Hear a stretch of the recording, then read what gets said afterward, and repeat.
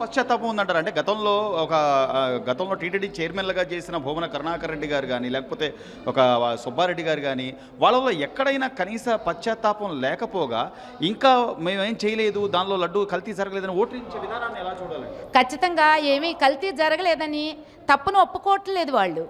జరిగిన తప్పుని ఒప్పుకుంటే భగవంతుడు క్షమిస్తాడు. ఖచ్చితంగా ఒప్పుకోవట్లేదు, ఖచ్చితంగా చూపిస్తాడు భగవంతుడు. ఎందుకంటే ఒకప్పుడు ఇది చెప్పొచ్చనే అనుకుంటున్నాను నేను. ఒకప్పుడు రాజశేఖర్ రెడ్డి 7 కొండలు మీకు లేవు, 3 కొండలే ఇస్తానన్నాడు. ముక్కలయ్యాడు. ఒక్క ముక్క కూడా ఇది రాజశేఖర్ రెడ్డిది అని చెప్పి తెలియకుండా వాడు కథమైపోయాడు. కాబట్టి ఖచ్చితంగా మాత్రం మన హిందువులు కూడా మేలుకోవాలి.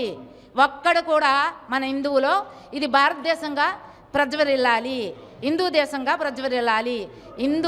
హిందూ బాయ్. మనం ఇంకొకళ్ళతోటి మనకు సంబంధం లేదు. ఇది మన భారతదేశం. భారతీయులందరూ కూడా హిందువులే.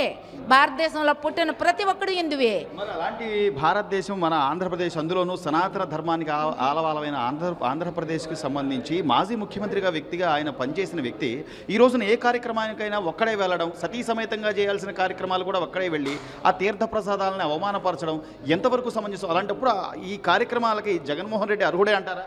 అది అస్సలు అర్హత లేదు తనకి. ఎందుకు అంటే భార్యను కూడా తీసుకుని వెళ్ళాలి. ఖచ్చితంగా భార్య ఉండాలి. ఆ హిందూ ధర్మాన్ని తోలనాడి వెళ్ళే ఏ కార్యక్రమం చేసినా తనకు వర్తించదు. తను అసలు హిందువు కాను అన్నప్పుడు, మన హిందూ దేవి దేవతల్ని కొలవనప్పుడు, హిందూ దేవి దేవతల్ని మాట్లాడనప్పుడు, వాళ్ళ ప్రసాదాలు స్వీకరించినప్పుడు మరి ఇంకెందుకు ఈ దేశంలో తాను ఉండటం? ఏ దేశంలో అయితే వచ్చాడో తను, ఆ యేసు ప్రభు అన్నవాడు ఏ దేశం నుంచి వచ్చాడో ఆ దేశం వెళ్ళిపోవాలి. మన దేశంలో ఉండటానికి అర్హత లేదు వాడికి, అంతే. ఇన్ని కోట్ల మంది భక్తులతో కల్తీ ప్రసాదం తినిపించిన జగన్మోహన్ రెడ్డి గారు మళ్ళీ వెళ్ళి హిందువుల ఓట్లు అడగగలుగుతారంటారు? ఖచ్చితంగా అడగలేడు. అడిగినా కూడా ఎవరు వేయకూడదు. ఖచ్చితంగా డబ్బు ప్రలోభాలు పెట్టి వేయించుకుంటారు. కొంతమంది హిందువులే ఆ పార్టీలో ఉంటున్నారు, కానీ అది మాత్రం చాలా తప్పు. ఇక నుంచైనా తెలుసుకోవాలి ప్రతి ఒక్కళ్ళు. హిందూ బాయ్ అనుకోవాలి, హిందువుల్ని గెలిపించుకోవాలి, హిందూ ధర్మం నడిపించుకోవాలి. జై శ్రీరామ్.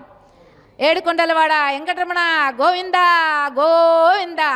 శ్రీనివాస నువ్వు ఉన్నావు, తప్పకుండా నువ్వు శిక్షించాలి. ఆనాడు రాజశేఖర్ రెడ్డిని ఎలా శిక్షించావో అలాగే శిక్షించాలి నువ్వు. జై శ్రీరామ్.